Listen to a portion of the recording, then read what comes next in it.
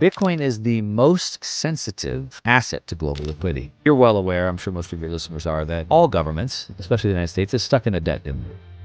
The rate at just covering the interest, which is why Trump wants the rates down, just covering the interest alone is unattainable.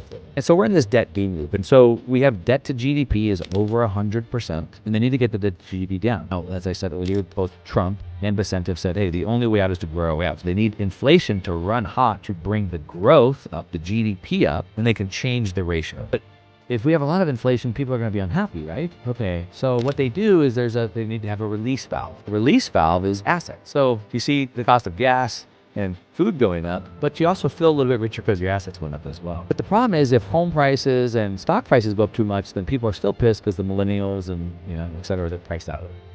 There's no hope. There's no future.